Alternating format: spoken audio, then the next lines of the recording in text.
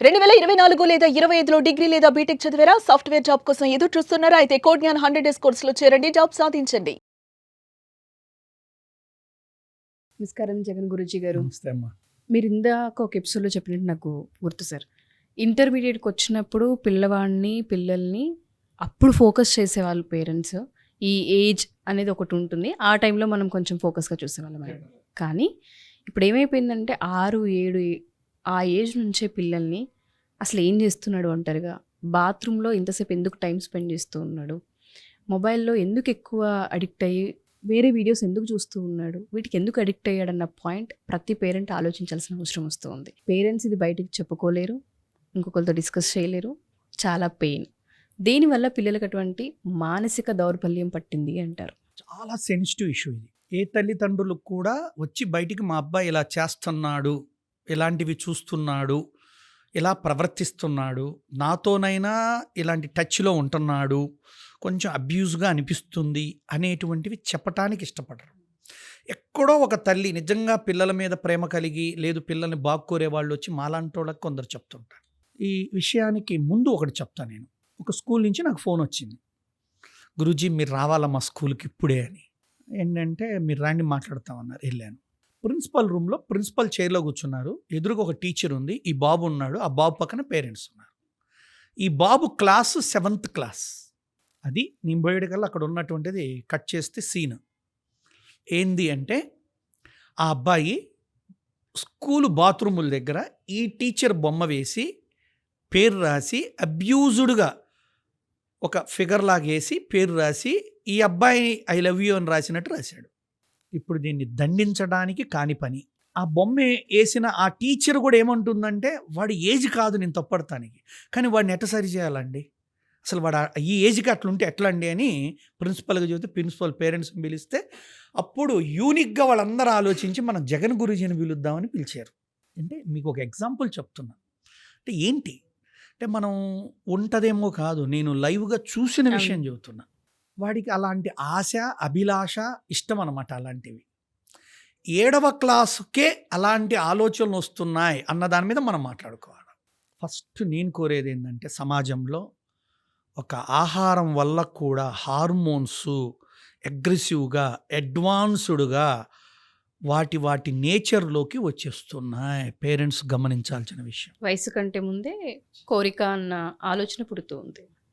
మన దురదృష్టం ఏంటంటే ఆహారము పట్ల ఎట్లా జరుగుతుంది, ఇన్ ద సేమ్ టైము వాళ్ళు చూస్తున్న వీడియోలో సినిమాల్లోనో అవంటే ఏంటి, ఆ సెక్సువల్కు సంబంధించిన ఆకర్షణను కలిగించేటువంటి సినిమాల్లో అవ్వచ్చు, వీడియోలు అవ్వచ్చు, కొంచెం ఫోన్లపై ఎక్కువగా నాలెడ్జ్ ఉన్న పిల్లలైతే ఇంకొంచెం చూడటం కావచ్చు. దాని అవసరం ఏంటి? ఫస్ట్ మనలో కలుగుద్ది అది కావాలని. అసలు మనలోనే కనకపోతే ఆ టీవీలో ఉంటే ఏంది, ఫోన్లో ఉంటే ఏంది.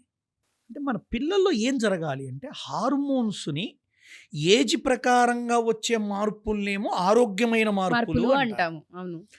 ఏజ్ కంటే ముందు కానీ ఏజ్లో రావాల్సినవి రాకపోతే తర్వాత ఎప్పుడో వస్తేనో ఇదేదో కొంచెం డిఫాల్ట్ అనారోగ్య సమస్యగా పరిగణిస్తాం. ఇప్పుడు మనం మాట్లాడుకొని అడ్వాన్స్డ్గా వస్తున్నాయి పిల్లలకి. దీనికి ముందు చెప్తానమ్మా. పాప క్లాస్ 5వ క్లాస్ మెచ్యూర్ అయింది. ఏం చెప్పమంటారు చెప్పండి? ఎక్కడొస్తుంది? అమ్మాయి చూయించుకునే గైనిక్ డాక్టర్ చెప్పారట, ఈ పాలు మార్చండి అమ్మ, వాళ్ళు గేదెలకి ఇచ్చే ఇంజెక్షన్ల పాలు వల్ల ఈ ఆడపిల్లల జీవితంలో కూడా ఆ పాలల్లో హార్మోనల్ని అగ్రెసివ్గా అడ్వాన్స్డ్గా ఫలదీకరణం చెందించేటువంటి స్థాయి వచ్చింది అని చెప్పారు. ఈ తల్లిదండ్రులు ఏం చేస్తారండి దానికి? అంటే మన గేదెను పెంచుకోలేరుగా కూతురు పాల కోసం. అంటే ఎక్కడుంది? వ్యవస్థలోనే సమస్య ఉంది. ఇది నేను ఎప్పుడు అడిగేదే, పిల్లవాడికి నువ్వు ఏం చేయకూడదు అన్నీ చేసి నువ్వు అనుకున్నట్టు వాడిని చేయమంటున్నావు. నాకు ఇప్పటికి కూడా నేను పిల్లల విషయంలో చాలా శ్రద్ధగా మాట్లాడతా, ఇష్టంగా మాట్లాడతా, నొక్కించి మాట్లాడతా. పిల్లలు చేసే తప్పులు ఉన్నాయి, నేను లేవన్నా. ఆ తప్పులు కారణాలు ఎవరు అని ఎత్తుక్కోవాలి మనం. ప్రభుత్వం, సమాజం, కుటుంబం. నాకు ఆకలేసినప్పుడు ఎదుగుతాను ఏం తినాలి అని. అప్పుడు చెడు తింటానా మంచి తింటానా తర్వాత విషయం. నా ఆకలి ఇలాంటి వాటిపై ఆకలి కలుగుతుందా యువకుడికి చిన్నప్పుడే అంటే, ఆలోచన వస్తుందంటే ఇవి ఎక్కడ దొరుకుతాయి? ఇప్పుడు మా చిన్నప్పుడు ఫోన్ లేదు మాకు. మేము ఏదైనా చూస్తే ఇలాంటివన్నీ చూస్తే ఎవరిదైనా చూడాలా, లేకపోతే ఎట్టుండదో, సినిమాలకు పోతే ఒక వాలు పోస్టరో ఏదో జ్యోతి చిత్రాన్ని పుస్తకాలు అందులో చూడాలా. ఇప్పుడు పిల్లలకి అందుబాటులో ఉన్న సెల్ ఫోన్లో లైవ్గా ఉన్నాయి. మన దురదృష్టం అనాలా దాన్ని. దానివల్ల అడ్వాంటేజెస్ కంటే డిసడ్వాంటేజెస్గా వాడుకోవటం ఎక్కువ ఉంది వాళ్ళ యూత్ వైస్. ఇప్పుడు సెల్ ఫోన్ వాడటంలో నాకంటే బాగా మా అబ్బాయి అడ్వాన్స్డ్గా ఉన్నాడు. అంటే మా జనరేషన్కి ఫోన్కి అంత కనెక్టివిటీ లేదు. ఫాస్ట్గా వాళ్ళకి టెక్నాలజీ తెలుస్తుంది. కాబట్టి మన పిల్లల్లోనే మార్పు రావాలా, పరిణితి రావాలా. అంటే ఇప్పుడు ఒకటేం చెప్పదలుచుకున్నానంటే, ఆహారం యొక్క సవ్య మార్గం లేకపోవటం, హార్మోన్లపై వాడేటువంటి ఉత్పత్తి వల్ల వచ్చేటువంటి ఆహారాలు తినటం వల్ల జరుగుతుంది.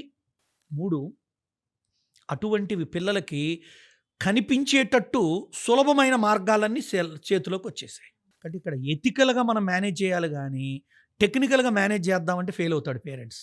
టెక్నికల్గా ఏం చేయగలరు, మీరు ఫోన్ లాగా అవతల పెట్టగలరు. చైల్డ్ ఇప్పుడు కొన్ని ఏదో మొన్న యూపీనో ఎక్కడో చెప్పేశారు, ఫోను పిల్లలకి లేదు అని, నాట్ అలౌడ్ అని. అది ఎంతకాలం చేయగలం? ఇప్పుడు మన తెలంగాణలో మందు లేదంటే బేదరపోయి దాకా వస్తున్నారు. నువ్వు కంట్రోల్ చేయాల్సింది ఎక్స్టర్నల్గా కాదు, ఇంటర్నల్గా. నువ్వు మార్పు తేవాల్సింది ఇంటర్నల్గా, మెంటల్గా, ఫిజికల్గా. పిల్లవాళ్ళలో అలాంటివి జరగడానికి కారణాలైన వాటిని ఆపగలగడము, వాటి యొక్కపై మనోవ్యవస్థలో సవ్యమైన మాటలను నేర్పటం.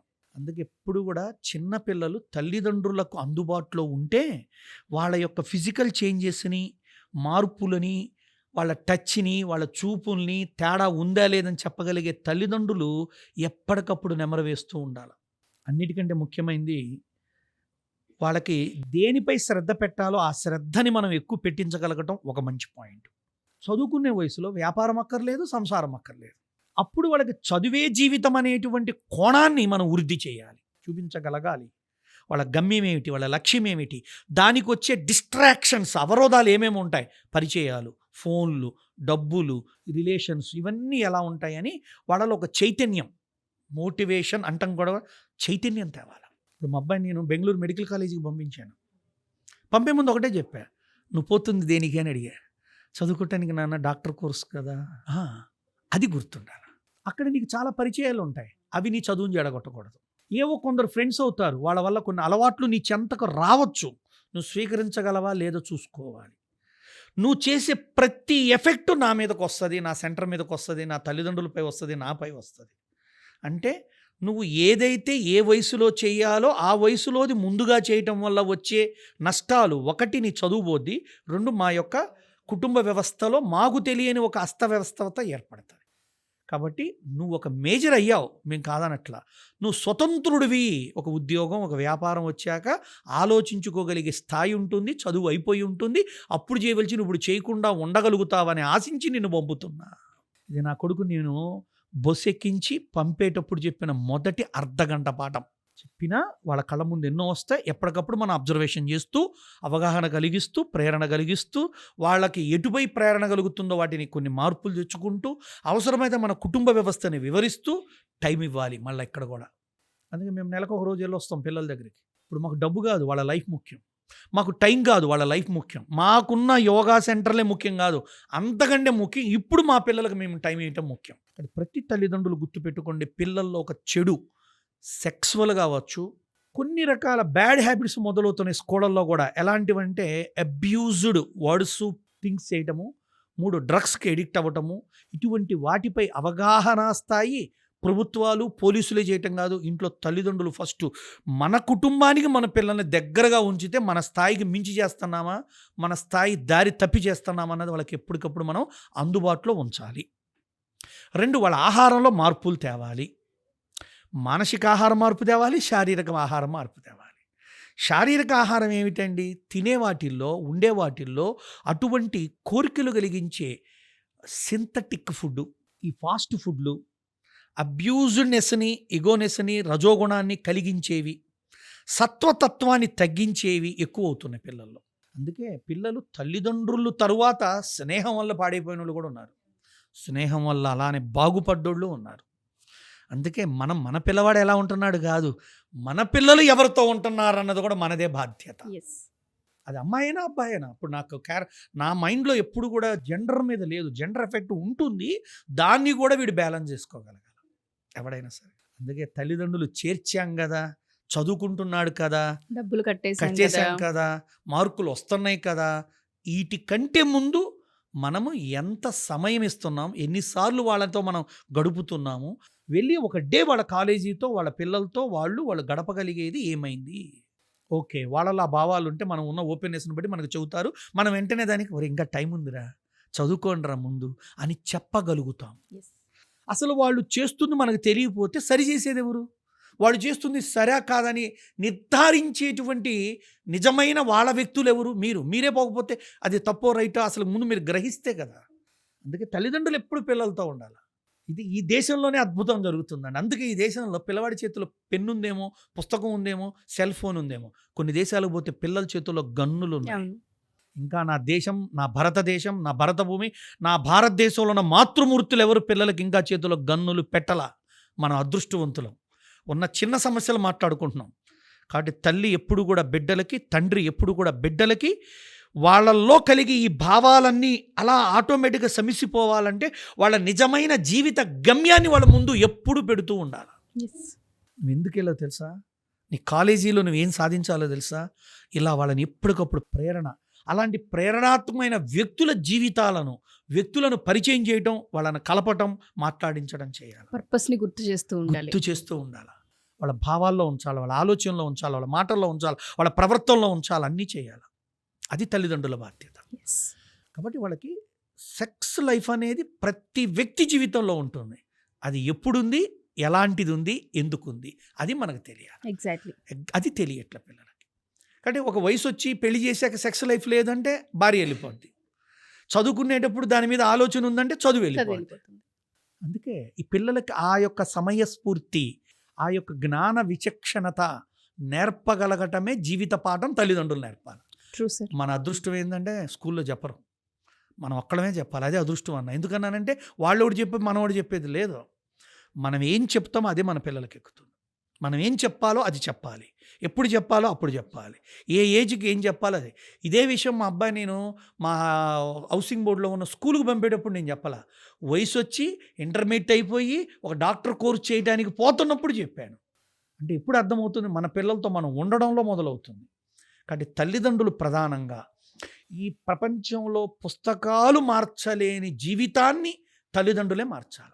స్కూళ్ళు, కాలేజీలు చెప్పలేని విషయాలు తల్లిదండ్రులే చెప్పాలి. కాబట్టి వాళ్ళల్లో కలిగే సెక్స్ ఆలోచనలకు తగ్గ బయట ఆహారము పెట్టద్దు.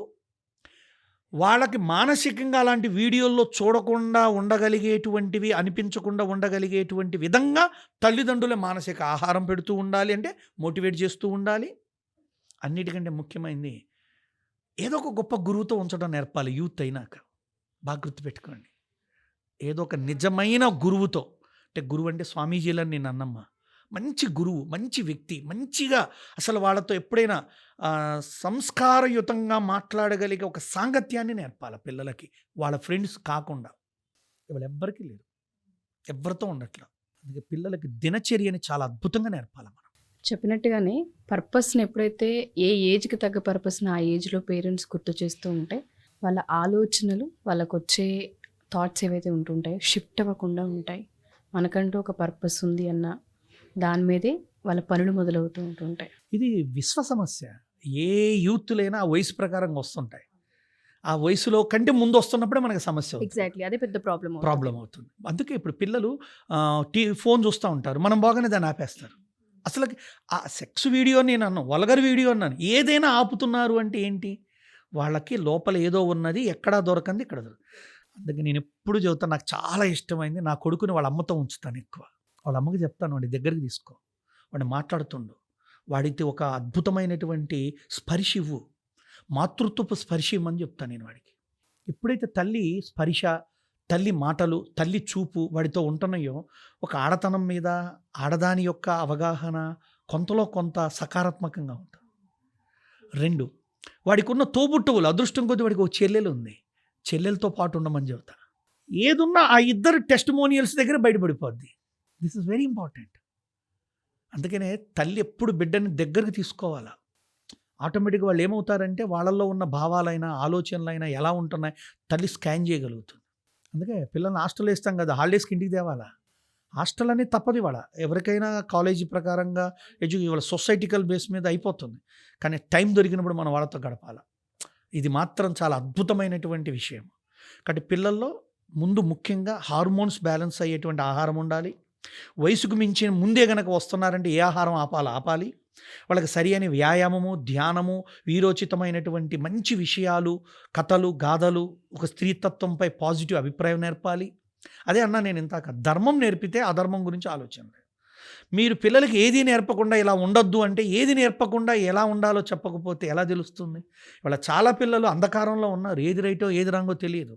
చాలా ముఖ్యం. అసలు మాట్లాడే విధానం కూడా పిల్లలకి వాళ్ళు తెలియట్లేదు. అసలు ఏ వ్యక్తితో ఒక ప్రొఫెసర్తో ఎలా మాట్లాడాలి, తల్లితో ఎలా మాట్లాడాలి, తండ్రితో ఎలా ఒక అన్నోన్ పర్సన్ ఎదురైతే ఎలా మాట్లాడాలో కూడా తెలియట్లేదు. Because the lack of training. అందుకే నేను ఎప్పుడు అంటాను, ఈ ప్రపంచంలో ఎంతమంది మోటివేటర్స్ ఉన్నా, ఎంతమంది గురువులు ఉన్నా, తల్లిదండ్రులకు మించిన వాళ్ళు లేరు. ఫస్ట్ వాళ్ళ తర్వాతే నేనైనా, ఎవరైనా, ఇంకొకళ్ళైనా. అందుకని ప్రత్యేకంగా ఈ విషయంలో పిల్లలు సహజంగా కలిగే ఈ మార్పులకి తల్లిదండ్రులు గమనించి వాళ్ళకు ఒక మోటివేషన్ ఇస్తూ ఉండాలి. లేదా దానికి తగ్గ విధంగా ఎవరితో వాళ్ళని సాంగత్యంలో పెడితే అవి ఆటోమేటిక్గా అర్థం చేసుకుంటారో ఆ సాంగత్యాన్నన్నా పెంచాలి. అన్నిటికంటే ముఖ్యమైనది వాళ్ళ జీవిత పర్పస్ ఏంటి, గమ్యం ఏంటో ఎప్పటికప్పుడు గుర్తు చేస్తూ ఉండాలి. ఇలాంటిదే తల్లిదండ్రులు బాధ్యతగా చేస్తూ ఉంటే శరీర తత్వంలో మంచి మార్పులు, ఆలోచనలో మారితే బాడీలో ఏ మార్పు రాదమ్మా. అసలు మైండ్ సెట్ అయిపోతే ఎవరున్నా ఒకటే, ఎవరు లేకపోయినా ఒకటే. ఆ స్థాయిలో మనం వాళ్ళకి ఆ థీరీ చెప్పకుండా ట్రైన్ చేయగలగడమే మన బాధ్యత. ఇదంతా పేరెంట్స్ పైన డిపెండ్ అయి ఉంటుంది సార్. అలా ఉంది. ఎస్పెషల్లీ తల్లి అబ్జర్వ్ చేసే దానిపైన, తల్లి కమ్యూనికేషన్ని బట్టే పిల్లవాడి యొక్క భవిష్యత్తు నిర్మితం అవుతుందని అంటూ ఉంటాం కదా. అసలు ప్రతి తల్లి కూడా ఈ విషయాలపైన అవగాహన తెచ్చుకోవాల్సిన అవసరం ఎంతైనా ఉంది. యుక్త వయసు వచ్చేవరకు తల్లిదండ్రుల ప్రభావం ఉంటుంది. యుక్త వయసు వచ్చిన కాడి నుంచి వాళ్ళని చెక్కుకుంటుంటారు పిల్లలు, వాళ్ళని వాళ్ళు. అప్పటిదాకా తల్లి చెక్కుద్ది, అక్కడి నుంచి పిల్లలు చెక్కుకుంటారు వాళ్ళని, నాది ఇది, నా కలరు, నా జీవితం, నాకు ఇలాంటి బ్యాగ్ అని. అప్పుడు ఏది చేస్తారంటే ముందు తల్లి ఏం చెక్కిందో దాన్ని బట్టి అప్పుడు వాళ్ళు చెక్కుకోవడం మొదలు పెడతారు. అందుకని ఫస్ట్ తల్లి పాత్ర మీరన్నట్టు ఆ తల్లిదండ్రుల పాత్ర ఎంత విలువగా ఉంటే పిల్లల్లో అంత విలువైంది వస్తుంది. Exactly true sir. Thank you sir. Thank you so much. Thank you తల్లి.